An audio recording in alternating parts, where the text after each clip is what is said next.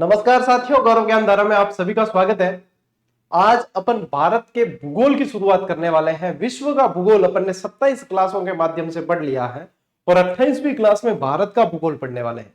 मैंने 3 साल पहले, तकरीबन 3 साल हो गए उस बात को, वरिष्ठ अध्यापक के बैच में ही भारत के भूगोल को पढ़ाया था आप लोगों को। उस बैच से पढ़ के मतलब हजारों बच्चे जो है वरिष्ठ अध्यापक के अंदर नौकरी लेके और बढ़िया सैलरी उठा रहे हैं। आज मौज की अवस्था में, क्योंकि उनका प्रोफेशन भी पूरा हो चुका है और बढ़िया सैलरी उठा रहे हैं।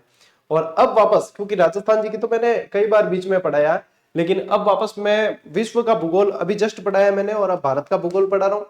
और आप लोगों की आतुरता और आप लोगों की पढ़ने की तत्परता यह निर्धारित करेगी कि भारत के भूगोल के बाद में भारत के इकोनॉमिक्स के 2-3 टॉपिक है वो भी पढ़ाया जाए या फिर अपने दूसरी चीज को शुरू किया जाए। ठीक है, वैसे दूसरी चीज एक तो शुरू हो ही रही है, उससे इस बैच में कोई टकराव नहीं आएगा। जो मैं आरबीएसई की क्लासें आप लोगों के लिए शुरू कर रहा हूँ, क्योंकि समय पे शुरू करेंगे तो बढ़िया आनंद आ जाएगा आप लोगों को। आरबीएसई में अपन जी जान डालने वाले, पुस्तकें बदल चुकी है अब, और बदली हुई पुस्तक में से कक्षा 6 की पुस्तक मेरे पास आ चुकी है और उसके अंदर जो नए टॉपिक है वो मैं तुरंत ही आप लोगों को करवा दूंगा। ठीक है, अब अपने ये ध्यान दो, वो तो टेलीग्राम से जुड़ जाना, सूचना मिलती रहेगी। भारत का भूगोल पहले अपन बढ़िया तरीके से याद कर लेते हैं। सिर्फ पढ़ना नहीं है, याद करना है। ठीक है, बढ़िया तरीके से याद करा।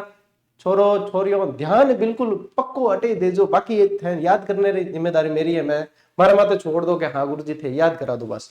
आज जो अपना टॉपिक है वो अपन पढ़ेंगे भारत का परिचय और भौगोलिक सीमाएं, यानी कि परिचय में ही अपना मोस्ट ऑफ टाइम निकल जाएगा, फिर अपन भौगोलिक सीमाओं की तरफ पढ़ेंगे। ठीक है, सबसे पहले आप सभी को पता है भारतवर्ष, भारत का नक्शा आप सभी जानते हैं। भारत का नक्शा जानते हैं तो आप लोग ये देखोगे कि यदि भारत को 2 भागों में बीच में से बांट दिया जाए तो नीचे यानी दक्षिणी भारत जो है, जिसको बोला जाता है प्रायद्वीपीय भारत, यानी कि यहाँ पे क्या है, ये देखो अरब सागर। ठीक है, यहाँ पे अरब सागर है और यहाँ पे बे ऑफ बंगाल यानी बंगाल की खाड़ी है।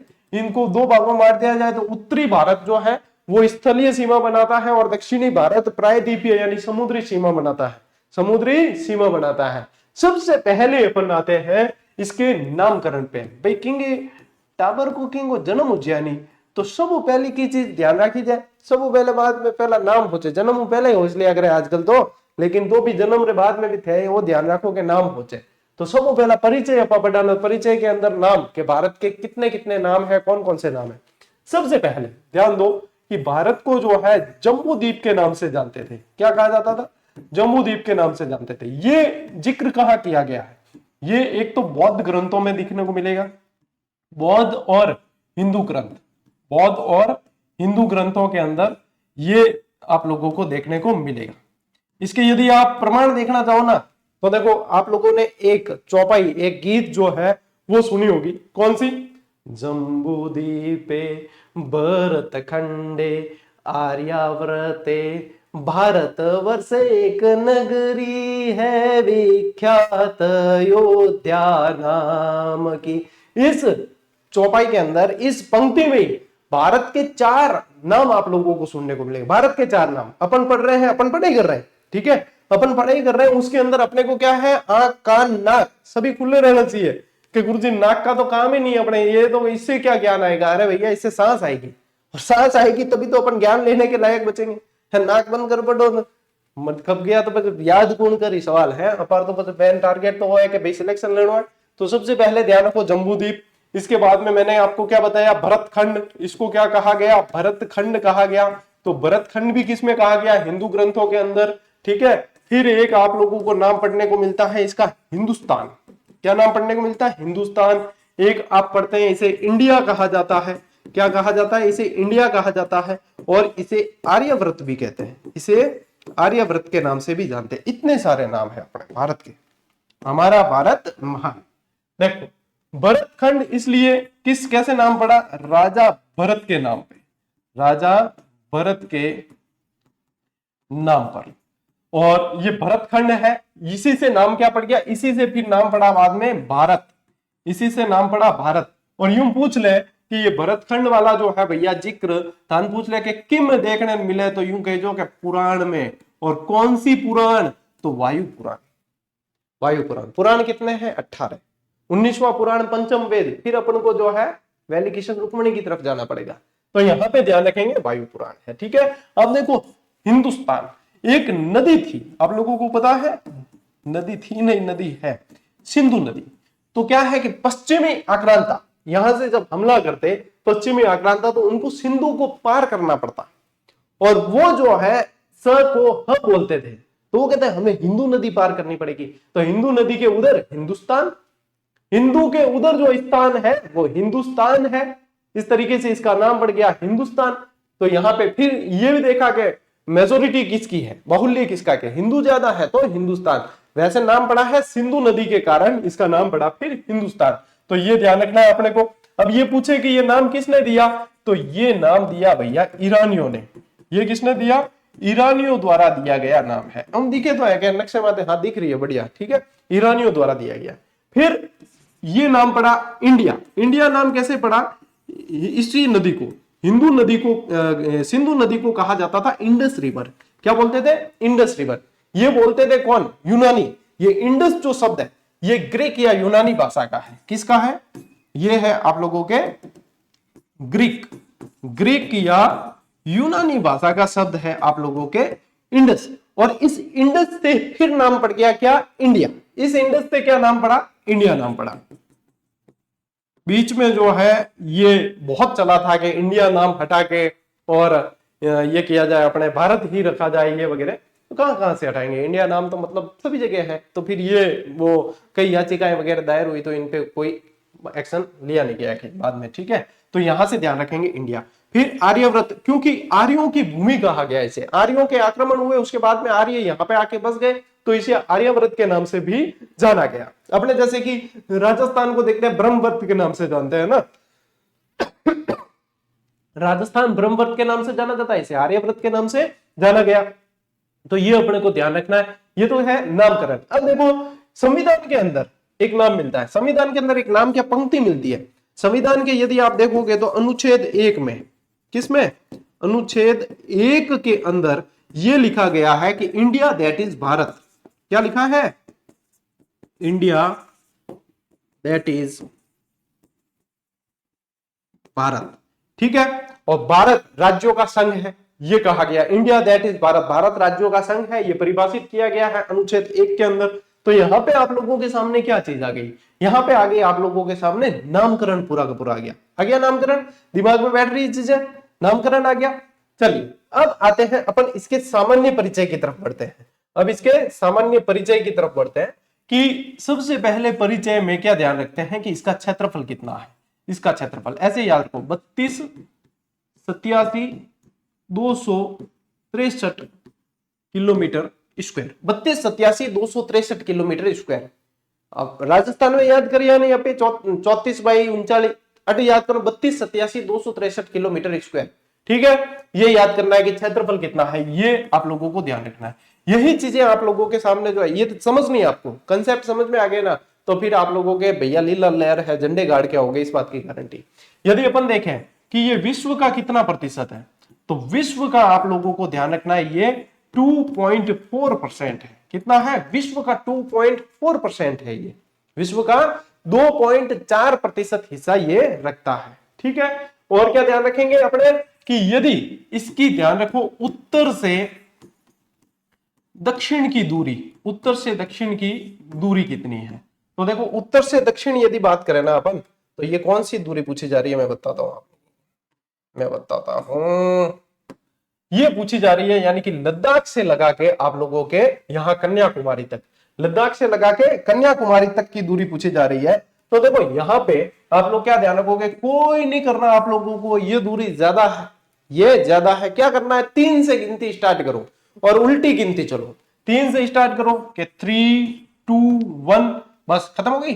तो 3 के बाद वाली संख्या ले लो 4, ये 3 2 1 4 किलोमीटर, स्क्वायर मत करना, किलोमीटर से, ठीक है, किलोमीटर। 3 2 1 4 कौन सी, यहां से लद्दाख से लगा के कन्याकुमारी तक की जो दूरी है वो कितनी है, 3 2 1 4 है। यहां पे आते हैं अपन कि यहां से लगा के और अपने ये यहां, ठीक है, अरुणाचल प्रदेश तक, गुजरात से लगा के अरुणाचल प्रदेश, ये दूरी कितनी है, तो यहां पे आ जाएगा अपने कि पश्चिम से लगाकर पश्चिम से पूर्व तक की दूरी ये कितनी है, तो भैया हमारे सुमेरपुर के एसटीडी कोड याद रख लेना, मैंने इसी तरीके से याद किया हुआ था। 3 2 1 4 तो आ गया, हमारे सुमेरपुर के एसटीडी कोड है 02933। क्या है? 02933। 02933। तो जीरो का तो कोई महत्व है ही नहीं, पहले आ गया तो जीरो का तो कोई महत्व नहीं है। तो अपने क्या ध्यान रखना, 2933 किलोमीटर जो है वो आप लोगों के पूर्व से पश्चिम ध्यान रख लेना, पूर्व से पश्चिम। फिर आती है कि भाई इसके अंदर राज्यों की संख्या कितनी है, राज्य कितने हैं, केंद्र शासित प्रदेश कितने हैं। तो ये सारी चीजें क्या है आप लोगों को आ रही होगी, याद होगी, फिर भी जो है कंफर्म करना नहीं, और पढ़ना तो बेसिक ही पढ़ा तो क्या है लपड़ो नहीं वे। तो राज्य जो है भारत के अंदर 28 है और केंद्र शासित प्रदेश है 8। केंद्र शासित प्रदेश पहले 7 थे, फिर 9 हुए, फिर 8 हुए वापस। क्या पहले कितने थे? 9 थे, पहले 7 थे, फिर 9 हुए, फिर 8 हुए वापस। क्यों हुए? क्योंकि देखो जम्मू कश्मीर को 2 टुकड़ों में बांट दिया गया, लद्दाख को अलग कर दिया, जम्मू कश्मीर को अलग कर दिया। लद्दाख को अलग कर दिया, जम्मू कश्मीर को अलग कर दिया, दोनों केंद्र शासित प्रदेश है। ये कब किया? 2019 में किया, ये 2019 में किया। 2020 के अंदर फिर क्या किया? दादरा नगर हवेली और दमन दीव को एक कर दिया। तो इससे क्या हुआ? देखो उनको अलग करने से तो क्या हुआ, 7 से हो गए 9 हो गए, फिर इनको दादरा नगर हवेली और इसको एक कर दिया तो फिर हो गए 8। ये 2020 में किए इन्हें, तो ये हो गए फिर 8। तो इस तरीके से याद रखना, वर्तमान में भारत के अंदर 8 केंद्र शासित प्रदेश और 28 राज्य हैं। 8 केंद्र शासित प्रदेश है और 28 राज्य है। ये अभी मैं आप लोगों को बेसिक बता रहा हूं कि ये बेसिक आप लोगों को ध्यान रखना है, ये बेसिक ध्यान रखना। फिर सारी चीज बताऊंगा मैं, उत्तरी पॉइंट, दक्षिणी पॉइंट सारे, और ऐसे बताऊंगा कि याद होगी सारी चीजें, सारी चीजें याद होगी। चलिए, और आप लोग ये ध्यान रखें कि यहां पे अपने जो है भारतीय मानक समय रेखा कौन सी है? भारतीय मानक समय रेखा 82.5 डिग्री, 82.5 डिग्री।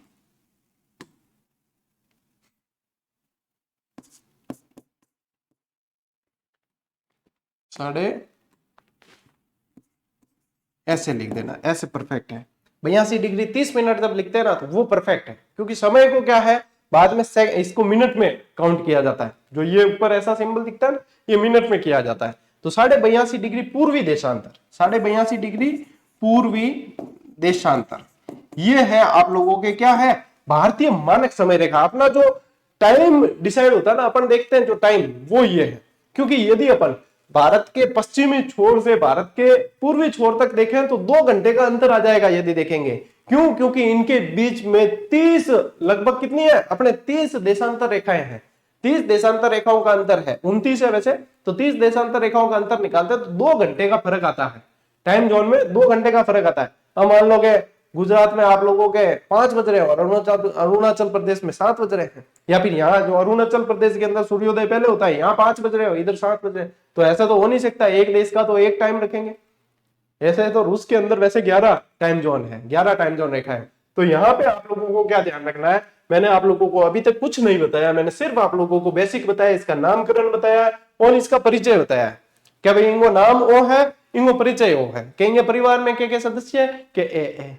अब इनके याद करने में कोई समस्या है? 32, 87, 263, 2.4 इसका जो है विश्व का ये हिस्सा रखता है। अगर अपन जनसंख्या की दृष्टि से देखते हैं तो भारत भैया अव्वल आ चुका है। 146 करोड़ भारत की जनसंख्या हो चुकी है और भारत ने झंडे गाड़ दिए हैं भैया, एक दूसरे को बधाइयां दे सकते हो। काल ही जनसंख्या वालों टॉपिक पर देख लीजिए कि बधाई क्या देवी जब मैं बताया अभी के बेनिफिट है, के कमियां है और के अपॉर्चुनिटी है। अपॉर्चुनिटी इन द सेंस कि आप यदि विदेश में जाते हो, कई सारे ऐसे देश हैं जो इसके लिए ऑफर देते हैं कि आप जनसंख्या वृद्धि करें, हम आपको जो है 1 महीने की सैलरी देंगे, ऐसा करेंगे वैसा करेंगे, कमाने की जरूरत नहीं है। वो जनसंख्या वाली क्लास देखी होगी आप लोगों ने, तो आप लोगों को इंटरेस्ट आया होगा। जनसंख्या इतने इंटरेस्ट के साथ में कोई याद नहीं करवाता है, वो देखना दोनों क्लास, ठीक है। अभी इसका स्क्रीनशॉट लो, आगे बढ़ते हैं अपन। देखो अब मैंने नक्शे आप लोगों के लिए इतने बेहतरीन शामिल किए, हर तरीके के नक्शे भाई साहब। पीडीएफ दूंगा ना ggdhub.com पे, पीडीएफ आप लोगों को क्लास किस मतलब नीचे शो होती है, वहां क्लास नहीं भी देखो, वहां पीडीएफ आप लोगों को वहां मिल जाती है। तो कई जने पूछते हैं ना पीडीएफ कहाँ है सर? ggdhub.com वेबसाइट है अपनी, उसके ऊपर जाओ, फ्री कोर्स लिखा हुआ है, वहां पे आप लोगों को कोई पैसा वैसा कुछ भी नहीं लगेगा। वहां भी वहां जाके वो क्या व्यवस्थित मिलती है, इसलिए वहां पे दी गई है। अब देखो नामकरण के अंदर ये सारी डिटेल मैंने आप लोगों को बता दी है, सबसे संबंधित बता दी है।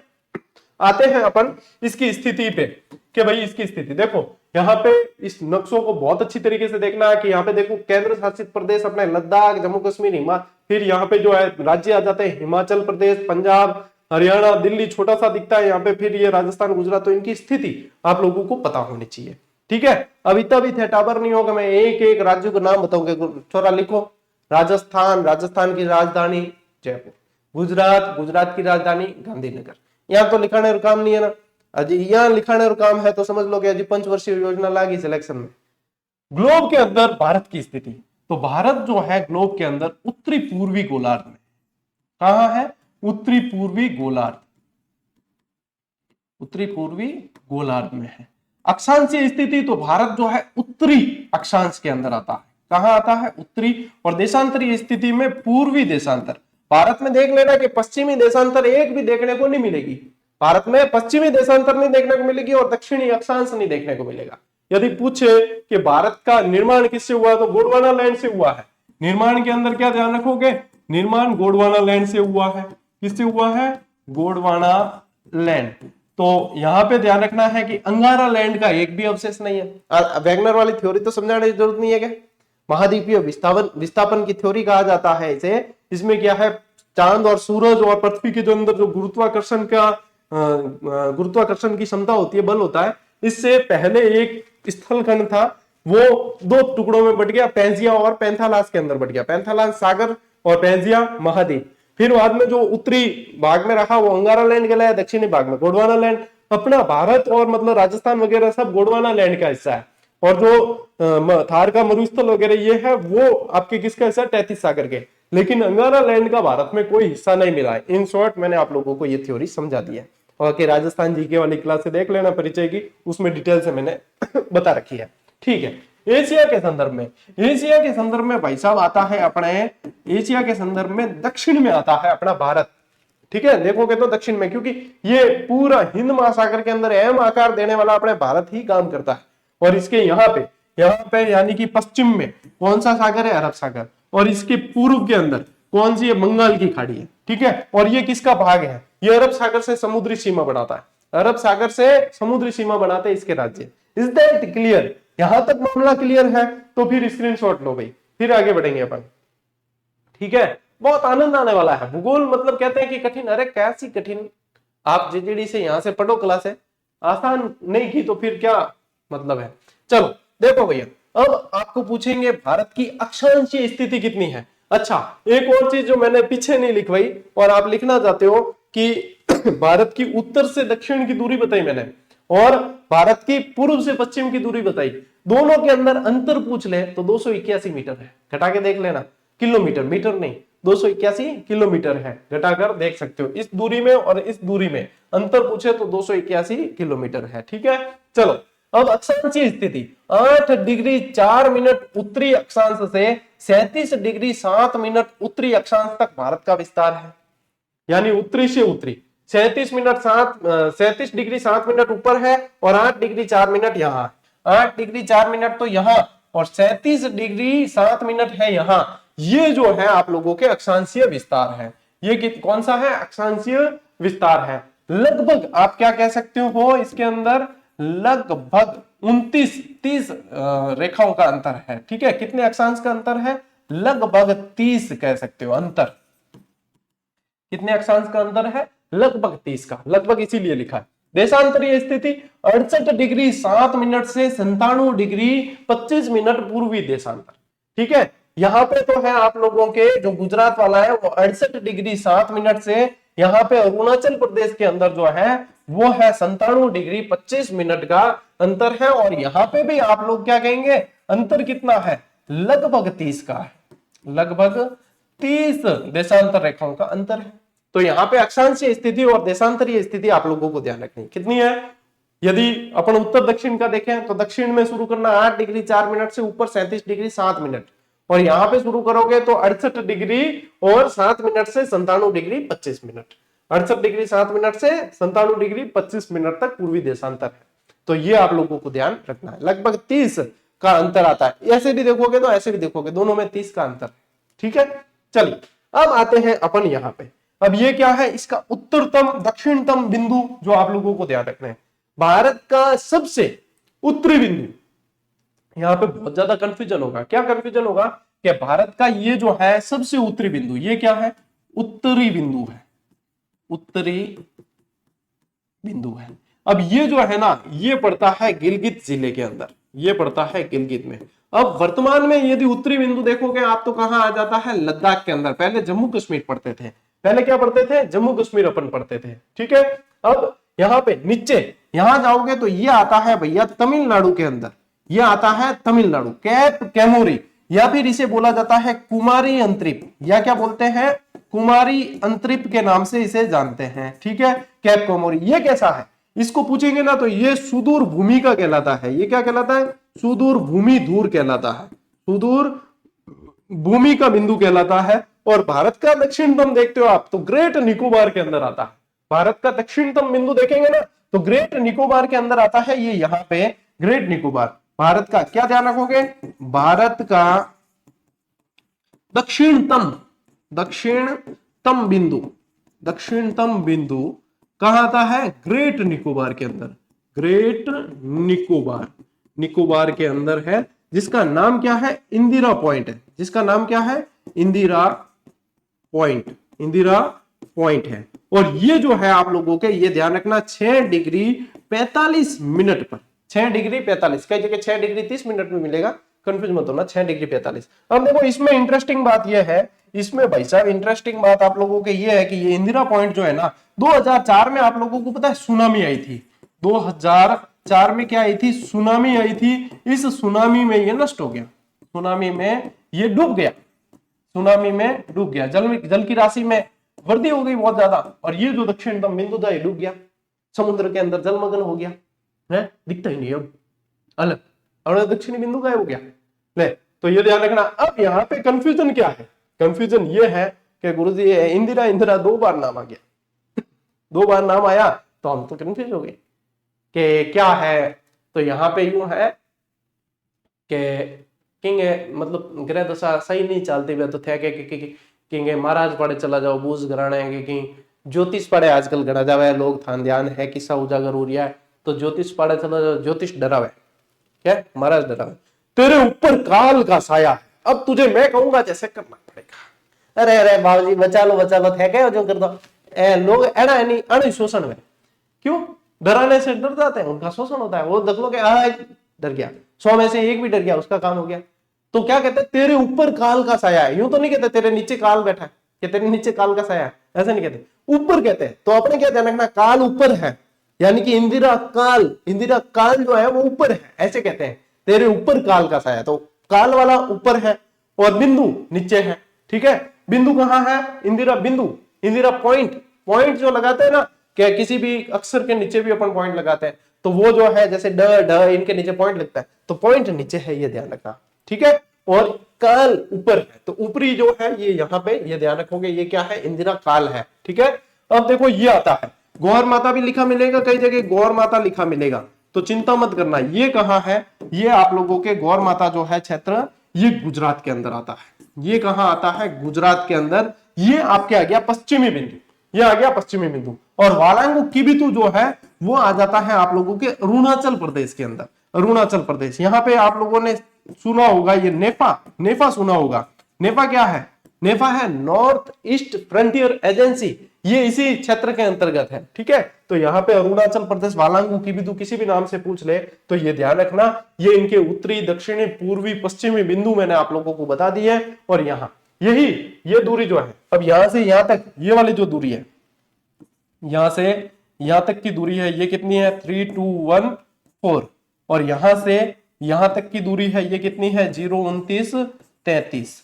और यदि अंतर निकालोगे तो 281 का अंतर आएगा, 281 का अंतर आएगा इसके बीच। आगे बात समझ, परिचय बहुत बढ़िया तरीके से अपना चल रहा है। अरे लीला लहर कर दो लाते, चिंता ही मत करो, ले स्क्रीनशॉट। चलो आगे बढ़ते हैं। देखो अब आते हैं अपन भारत के अंदर कर्क रेखा की स्थिति देखते हैं। भारत के अंदर कर्क रेखा, आजा बताओ टावरो, भारत में कर्क रेखा जो है कितना किलोमीटर पे है, कि कितने किलोमीटर है भारत के अंदर कर्क रेखा, बताओ। देखें किसको आती है, किसको उत्तर पता है। देखो कर्क रेखा भारत के 8 राज्यों से गुजरती है। कितने राज्यों से गुजरती है? कर्क रेखा भारत के 8 राज्यों से गुजरती है। यदि आप लोगों को क्या पूछते हैं, मैंने क्या पूछा आप लोगों को, दूरी, टोटल दूरी कितनी है, तो 2678 किलोमीटर टोटल दूरी है इसकी। कितनी है? 2678, 2678 किलोमीटर इसकी टोटल दूरी है। ठीक, देखो अब कर्क रेखा गुजरे कितने राज्यों? 8 राज्यों में गुजरे कर्क रेखा। ठीक है, जिसमें सर्वाधिक लंबाई कहां है? मध्य प्रदेश के अंदर। और सबसे कम लंबाई कहां है? अपने राजस्थान में। राजस्थान में कितनी है? 26 किलोमीटर ही है। राजस्थान में 26 किलोमीटर ही है, याद रह जाएगा। ठीक है, अब यहां पे क्या है, कर्क रेखा को याद करने की ट्रिक है। कर्क रेखा को याद करने की ट्रिक है एक तो कि मित्र पर गमछा झार, ये क्या है, एक तो मित्र पर गमछा झार, मी यानी मिजोरम, ठीक है, त्रि यानी त्रिपुरा, पर यानी यानी पश्चिम बंगाल, ठीक है, र यानी राजस्थान, ग यानी गुजरात, छ यानी छत्तीसगढ़ है, म यानी कि मध्य प्रदेश, जा यानी झारखंड। इस तरीके से ध्यान रख सकते हो। या फिर एक और है ट्रिक, एक मेरी है ट्रिक, ये ज्यादातर चलती है, ये सार्वभौमिक ट्रिक है। एक मेरी है बंगू राम जा छत्री में, ये मैंने बनाई हुई है, बंगू राम जा छत्री में। छत्री मी कर देना, मैं छत्री मैं बोलता हूं फिर मी लिखता हूं, तो यह क्या याद है, छत्री, छत्री यूं भी याद रख सकते हैं। ठीक है, बंगू राम जा छत्री में, दोनों बता रहा हूं, दोनों में से कोई भी एक याद रह जाए तो आपका काम तो भैया हो जाएगा, आपका काम तो हो जाएगा। तो यहां पे देखो ये तो हो गई बंगाल, बंगाल, गुजरात, जी जे लिख देता हूं, समझ जाना। ठीक है, राजस्थान, एमपी, झारखंड, झारखंड, ठीक है, छत्तीसगढ़, छत्तीसगढ़, त्रिपुरा, त्रिपुरा और मिजोरम, त्रिपुरा और मिजोरम। हो गए 1 2 3 4 5 6 7 8। ठीक है, 1 2 3 4 5 6 7 8। अब देखो टाइम, अब एक और ट्विस्ट है, ये तो आप पढ़ते हैं। अब एग्जामिनर ये भी पूछ सकता है, पश्चिम से पूर्व की ओर क्रम पूछ सकता है इस पे स्थित राज्यों का, पश्चिम से पूर्व की ओर क्रम पूछ सकता है। तो देखो पश्चिम से पूर्व की ओर क्रम पूछे तो अपने ध्यान रखना है यहां पे, ये तो अगर मैं रंगीन करूंगा तो क्या होगा, नाम बन जाएंगे। देखो सबसे पहले पश्चिम में पूछेंगे तो गुजरात है। ठीक है, गुजरात के बाद में आता है राजस्थान, देखो ये ऐसा टच हो रहा है। फिर आ जाता है, क्योंकि कर्क रेखा कहां गुजर रही है, पहले देखो गुजरात, गुजरात के बाद में राजस्थान में एंटर कर गई, राजस्थान के बाद में एंटर की है मध्य प्रदेश के अंदर, यानी कि नंबर लगा देते हैं 1 2 3, फिर मध्य प्रदेश में एंटर की, मध्य प्रदेश से एंटर करके ये यहाँ छत्तीसगढ़ के अंदर, ये 4 नंबर। ठीक है, छत्तीसगढ़ के अंदर से फिर एंटर की है झारखंड के अंदर, ये 5 नंबर झारखंड। ठीक है, फिर एंटर कर दी ये कहां पे, पश्चिम बंगाल के अंदर, तो 6 नंबर पश्चिम बंगाल। फिर देखो पश्चिम बंगाल से आगे ये एंटर कर जाती है त्रिपुरा के अंदर, तो 7 नंबर पे त्रिपुरा और 8 नंबर पे मिजोरम। तो भाई मैं कह रही हूं आने वाले टाइम एग्जामिनर प्रश्न बनाए तो थाने खाली राज्य कौन पूछे, राज्य पूछी तो ऐसा सबने था है कि मित्र पे गमछा झार वगैरह ये सभी को याद है। आपको अब पूछ सकते हैं इसका क्रम, तो क्रम में ध्यान रखना, मैप काम आएगा आपके गुजरात, राजस्थान, मध्य प्रदेश, छत्तीसगढ़, झारखंड, पश्चिम बंगाल, त्रिपुरा और मिजोरम, इस तरीके से आगे बढ़ना है, इसलिए मैप बहुत जरूरी है। ये जो है आपके कर्क रेखा, आप लोगों को जितनी जानकारी चाहिए थी वो सारी की सारी मैंने बता दी है। ठीक है, ले उठा ब्रो स्क्रीनशॉट।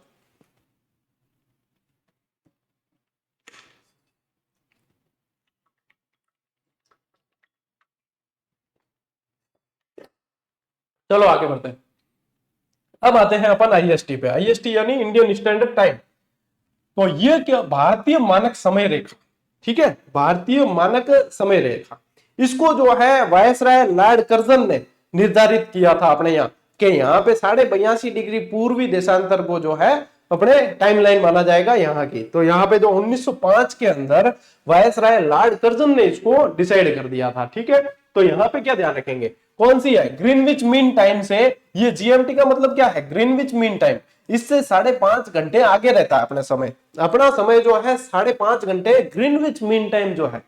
ठीक है, प्रधान जो याम्योत्तर रेखा जो है बीच वाली ग्रीनविच मीन टाइम, उससे अपना जो है 5.5 घंटे आगे रहता है समय। तो क्या ध्यान रखना है, 5.5 घंटे आगे रहता है।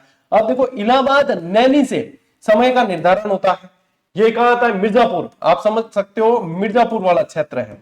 मिर्जापुर वाला क्षेत्र है। इलाहाबाद के नैनी से समय का निर्धारण होता है।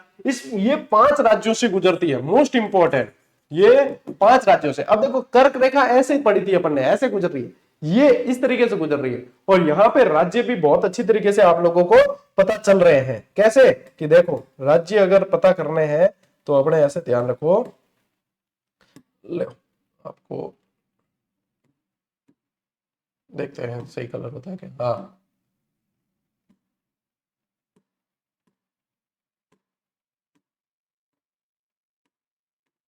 ये जो है इसके, ठीक है, ये जो आप लोग देख रहे हो ये वाले राज्य हैं। अगर आप लोगों को कलर वो ही सही लग रहा था तो मैं वापस हटा देता हूं, मैं भी देखता हूँ, हाँ वो वाला ही सही है, ठीक है, पीडीएफ में वही अच्छा लगेगा। तो यहाँ पे ये ध्यान रखेंगे, इसको याद कैसे करें। ये जो 5 राज्य हैं इसको एक ट्रिक से याद करना आप। मैं देखो ये स्पष्ट कर दूं कि आप लोगों को सीधे याद होते हैं ना तो ट्रिक की आवश्यकता नहीं है। आप लोग कंफ्यूजन होते हैं, अगर कंफ्यूज होते हैं, बहुत ज्यादा कंफ्यूजन होता है आपको, क्योंकि ये क्या है, ज्यादा जीके हो जाता है ना, फिर कंफ्यूजन होना शुरू हो जाता है। जब कंफ्यूजन होने लगे तो भाई साहब ट्रिक याद कर लेना, लीला लहर हो जाएगी, सारे याद हो जाएंगे, ठीक है। अब इसमें क्या याद रखेंगे आप, UP MP, UP MP CU AP, CU करा लेकिन टाटा बाय बाय सीयू, वही सीयू है, ठीक है, यूपी एमपी सीयू एपी। अब ये कैसी ट्रिक है गुरुजी, क्या है, अरे वही है, यहाँ याद हुई, यूपी एमपी सीयू एपी करना पड़ी, नहीं तो याद कौन है। यूपी को मतलब क्या है, अरे उत्तर प्रदेश, उत्तर प्रदेश। एमपी को मतलब क्या है, अरे मध्य प्रदेश। क्या हाँ गुरुजी, ये तो मतलब मान ध्यान ही तो है, हाँ तो बस वही तो बताऊं। एमपी सीयू, सी यानी छत्तीसगढ़, छत्तीसगढ़।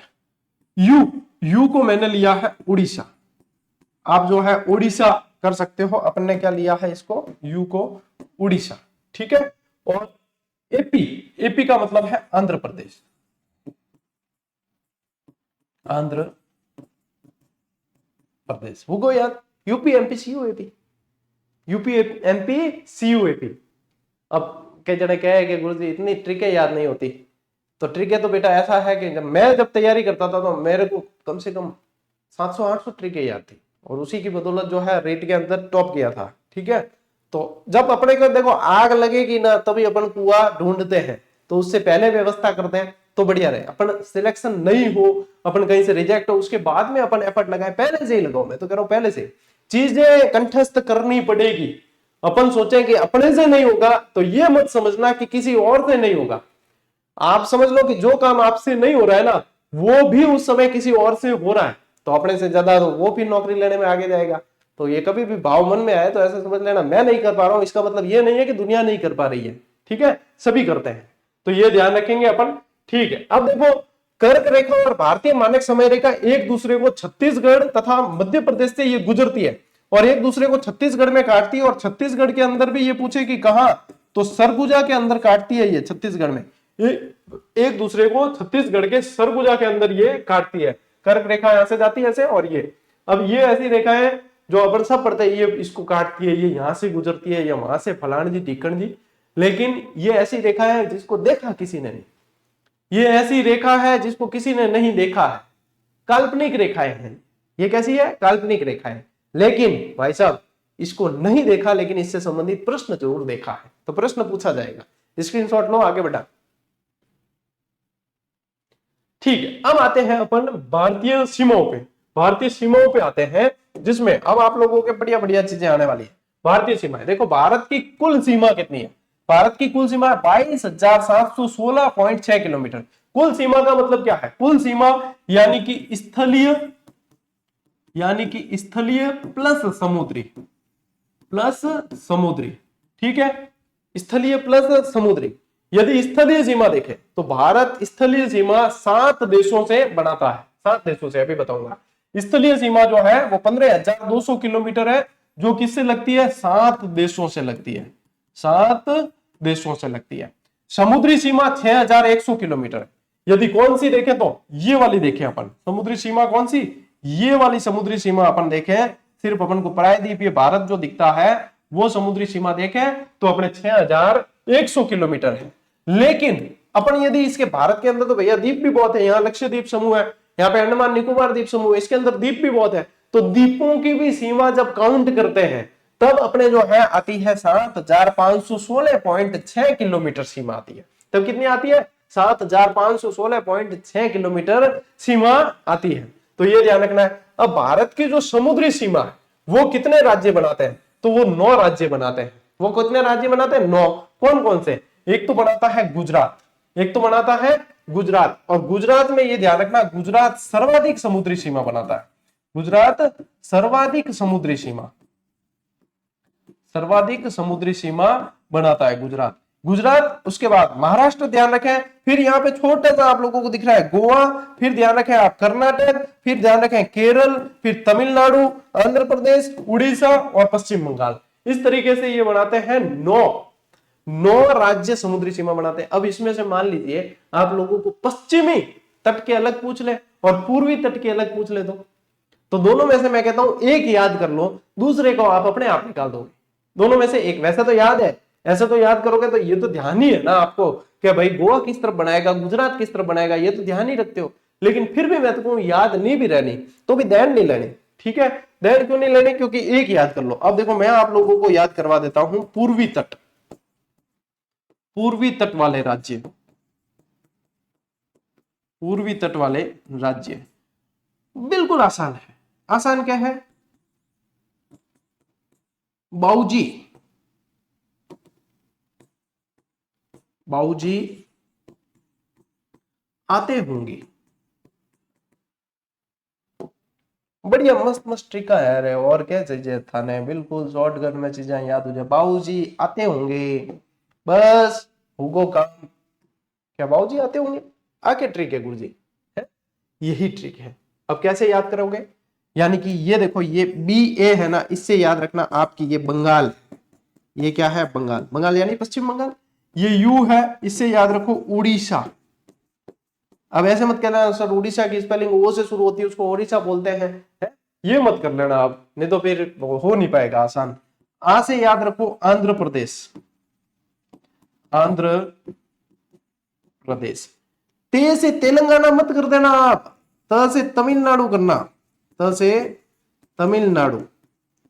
क्योंकि मैंने इतना जोर दिया आप तेलंगाना मत कर देना तो फिर आप लोग करोगे नहीं, क्योंकि इतना याद है तेलंगाना अंदर रह जाता है ना? आंध्र प्रदेश सीमा बनाता है, तेलंगाना नहीं बनाता है, तेलंगाना नहीं बनाता।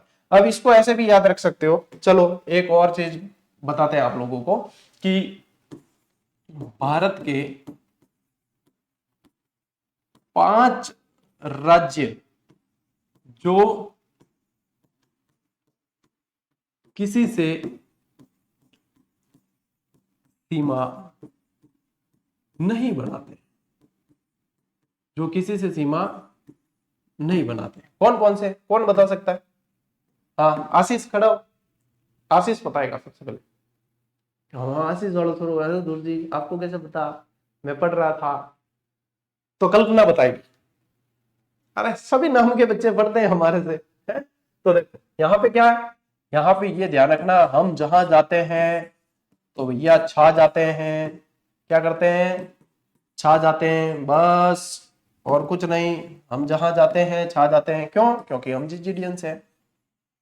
क्यों? क्योंकि हम जिजिडियंस हैं, इसलिए हम छा जाते हैं, हमें हक है छाने का। तो देखो यहां से क्या ध्यान रखोगे? हरियाणा। क्या ध्यान रखोगे? हरियाणा।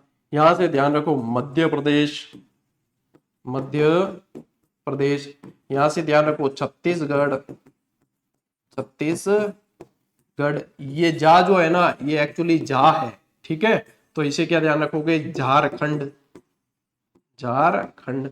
और ये त जो है ये वही तेलंगाना है, ये वही तेलंगाना है। तो भाई साहब ये जो है ना हरियाणा, मध्य प्रदेश, छत्तीसगढ़, झारखंड और तेलंगाना, ये न तो समुद्री सीमा बनाते हैं और न किसी तरह की स्थलीय सीमा बनाते हैं। ये अंतर्वर्ती राज्य है। यानी कि ये क्या है? ये है अंतर्वर्ती राज्य, अंतर्वर्ती राज्य। ये है आप लोगों के अंतर्वर्ती राज्य, ठीक है? अंतर्वर्ती राज्य है, ठीक? स्क्रीनशॉट ले लो, आगे बढ़ना है। ये हम जहां जाते हैं छा जाते हैं, हम छा जाते हैं, ठीक है? अब देखिए, अब ध्यान रखते हैं भारत के क्षेत्रफल की दृष्टि से बड़े राज्य। अब बड़े यानी कि अवरोही क्रम, बड़े से छोटा, देखो दो अक्षर अपन लिखते हैं यहाँ पे, एक तो लिखते हैं अवरोही और एक लिखते हैं आरोही। बताओ इसमें अवरोही में कितने अक्षर हैं? 1 2 3 और 4। आरोही में कितने अक्षर है? 1 2 और 3। ज्यादा किस में है? ज्यादा अवरोही में। तो अवरोही ज्यादा से कम की ओर है। कम किस में है? कम आरोही में। तो कम आरोही में तो यानी कि कम से ज्यादा की ओर है, यानी छोटे से बड़ा, ये बड़े से छोटा। हमेशा इस तरीके से याद रखो, कभी कोई कंफ्यूजन नहीं होगा आरोही और अवरोही के अंदर। ठीक है, अब आओ यहाँ क्षेत्रफल की दृष्टि से अवरोही क्रम देखो। सबसे बड़ा राज्य भारत का कौन सा है? अपना राजस्थान। अपना राजस्थान, चौथी वाई ऊंचाई पर। ठीक है, तो ये आप लोगों को बता रखा है। अब देखो राजस्थान, फिर मध्य प्रदेश, फिर महाराष्ट्र, फिर उत्तर प्रदेश। जब छत्तीसगढ़ मध्य प्रदेश से अलग हुआ टूटकर, उसके बाद में राजस्थान प्रथम स्थान पे आया। ठीक है, उसके पहले मध्य प्रदेश आगे था। तो यहाँ पे अब देखो इसके लिए भी एक ट्रिक है, इसके लिए भी एक ट्रिक है, क्योंकि थंबनेल पे इसलिए लिखा हुआ है कि शानदार ट्रिक से याद करो। क्या है? राम महान हुए, राम महान हुए यूपी आकर, यूपी आकर। अरे अयोध्या नगरी बटे है ना, तो बस राम महान हुए यूपी आकर। अब क्या याद करो इम याद क्या करो टावरो? देखो राम हुगो, राम महान हुए, कहा? यूपी आकर। बस याद रखो, राम महान हुए यूपी आकर। इतने महान हो गए कि जीएसटी देने से मना कर दिया। जीएसटी ना ना ना, जीएसटी ना ना ना। ठीक है, तो देखो यहाँ पे भारत के क्षेत्रफल की दृष्टि से छोटे राज्य आरोही क्रम, छोटे से बड़े, गोवा, सिक्किम, त्रिपुरा और नागालैंड। तो यहाँ पे एक ट्रिक है, जीएसटी ना ना ना ना ना ना ना ना ना ना ना ना ना ना ना ना ना, वो वाला गीत है ना, इसी से याद रख सकते हो। तो जी यानी गोवा, एस यानी सिक्किम, टी यानी त्रिपुरा और ना यानी नागालैंड। तो जीएसटी ना, ठीक है, जीएसटी ना देना है। और यहाँ पे राम महान हुए यूपी आकर, तो आप लोगों को क्या याद होगी? दोनों चीजें याद हो गई कि नहीं हुई? ले स्क्रीनशॉट, आगे बढ़ते हैं फिर। चलो देखिए, अब पढ़ते हैं अपन भारत की अंतरराष्ट्रीय स्थलीय सीमाएं। समुद्री सीमा पढ़ी अपन ने कि समुद्री सीमा पे 9 राज्य स्थित है, जिसमें से अपने 4 तो जो पूर्वी तरफ है और 5 पश्चिम की तरफ है। पूर्वी के याद करवा दिया आपको, पश्चिम के ऑलरेडी आपको पता चल जाएंगे, है ना। सबसे ज्यादा गुजरात सीमा बनाता है उसमें से। तो चलिए ये तो चीजें याद हो गई। अब स्थलीय सीमा में आते हैं। स्थलीय सीमा जो है, भारत 7 देशों से स्थलीय सीमा बनाता है। भारत जो है 7 देशों से स्थलीय सीमा बनाता है। ठीक है, अब ये जो आप लोगों को रंगीन किए हुए जो दिख रहे हैं, रंगीन किए हुए जो राज्य दिख रहे हैं, वो सारे के सारे आपके स्थलीय सीमा बनाने वाले हैं। वो सारे स्थलीय सीमा बनाने, यानी जो छोड़ दिए, ठीक है, वो या तो समुद्री बना रहे हैं या फिर किसी से नहीं बना रहे हैं। ठीक है, तो यहां पे भी याद करने का तरीका है कि कौन कौन से देशों से भारत जो है स्थलीय सीमा बना रहा है। तो भैया हम तो बचपन में ही एमबीए कर चुके थे, तो आप लोगों को अब याद करना पड़ेगा। हम तो बचपन में ही एमबीए कर चुके थे, तो इसी से याद रखना है। ये एक ट्रिक है, बचपन में एमबीए किया। क्या? बचपन में एमबीए किया, इससे याद रखना है। अब देखो ब यानी कि बांग्लादेश, यानी कि बांग्लादेश। च यानी कि चीन। प यानी कि पाकिस्तान। न यानी कि नेपाल। ठीक है, फिर आप लोगों के ये लो, म यानी कि म्यांमार। ठीक है, ब यानी कि भूटान और ए यानी कि अफगानिस्तान। अफगानिस्तान हो गए 7, 1 2 3 4 5 6 7। ठीक है, चलो अब देखो बांग्लादेश से भारत सबसे ज्यादा सीमा बनाता है। और मतलब जब 1972 से पहले बांग्लादेश और पाकिस्तान एक ही थे, तब पाकिस्तान से सबसे ज्यादा सीमा बनती थी। उसके बाद में बांग्लादेश से सबसे ज्यादा बनाता है। बांग्लादेश से 4096.7 किलोमीटर की सीमा बनाता है। फिर देखो चीन से बनाता है 3488 किलोमीटर, 3488। पाकिस्तान से 3323 कर देना इसको। ठीक है, पाकिस्तान से 3323 किलोमीटर की बनाता है। कितनी? 3323 किलोमीटर। नेपाल से 1751, म्यांमार से 1643, भूटान से 699 और अफगानिस्तान से सबसे कम 106 किलोमीटर सीमा बनाता है। अफगानिस्तान से सबसे कम, ऊपर लद्दाख ही बनाएगा खाली, बाकी ये सारे जो है अलग अलग अपने को राज्य याद करने पड़ेंगे। अब सीमाओं के अंदर भाई साहब आपको ट्रिकें याद करनी पड़ेगी, नहीं तो भाई साहब अपने वहां पे उड़ जाएंगे। तो यहाँ पे अभी से मेहनत करनी पड़ेगी। एक बार याद कर लिए चीजें आसान, उसके बाद में भाई साहब लीला लहर है, मैं कह रही हूं ना, बहुत आसान हो जाए। जीके जो कठिन लगता है ना, अरे भाई आप लोग ऐसा सोचोगे कि हमें तो बस जीके में ही इंटरेस्ट है, अब तो दूसरे सब्जेक्ट हमें कठिन लगते हैं, इस तरीके से। ठीक है, लो स्क्रीनशॉट इसका। अब अपन एक एक देश से सीमाएं पढ़ेंगे कि एक एक देश से अपन अलग अलग सीमाएं कैसे बनाता है वो पढ़ेंगे, लेकिन वो पढ़ेंगे अपन अगली क्लास में, आज की क्लास में नहीं। आज की क्लास यहीं पे समाप्त करेंगे। और आप लोगों के लिए एक अच्छी खबर यह है कि अब आप लोगों के पास में तकरीबन 3-3.25 महीने हैं, और 3-3.25 महीने में विश्व भारत जीके के लिए अपनी जो है रिवीजन बूस्टर यानी कि वन लाइनर जो है अपनी, ये वॉल्यूम ही आएगा इस बार। राजस्थान वाला वॉल्यूम नहीं आएगा, राजस्थान वाले सेपरेट वॉल्यूम ऑलरेडी जो संस्करण दे रखे हैं मार्केट में, आपको मिल जाते हैं तो वो पढ़ सकते हो। बाकी आपके पास में गाइड है तो बढ़िया है। बाकी आप लोग विश्व भारत, क्योंकि विश्व भारत वाली जो है बुक की अब जरूरत भी थी, रिवीजन बूस्टर आप लोगों के लिए मार्केट में उपलब्ध हो चुका है, और मैं इसका वीडियो जल्दी बना के परिचय आप लोगों को करवा दूंगा बहुत शानदार तरीके से। मतलब ये समझो कि रिवीजन बूस्टर जो था, लेकिन इसमें कंसेप्ट सारे क्लियर होते हैं, और साथ ही साथ में क्या है कि रिवीजन की गति जो है ना, वो आप लोगों की गति हो जाती है 4x की, 4 गुना गति बढ़ जाती है। और ये बात की तो मैं गारंटी दे सकता हूं आप लोगों को कि ये भले ही शॉर्ट कंटेंट है, लेकिन समझ आप लोगों की पूरी विकसित होती है इसके अंदर। और इसके अंदर आप लोग मान के चले 80 से 90% सवाल किसी भी एग्जाम में मिलान करके देख लो, आपको इसमें से देखने को मिलेंगे। भैया शॉर्ट कंटेंट में से यदि इतनी आते हैं ना सवाल, तो यानी कि उसके बारे में किसी को पूछने की आवश्यकता नहीं होती फिर। और पूछना है तो चयनित हुए उनसे पूछो, क्योंकि उन्होंने ये चीजें पढ़ी है।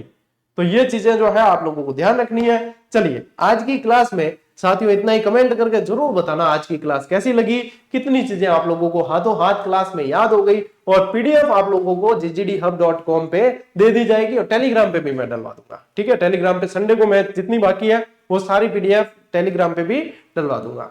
चलिए तो आज की क्लास में साथियों इतना ही। अब मिलते हैं अपन अगली क्लास में, अगले सेशन में। तब तक के लिए राम राम, जय हिंद।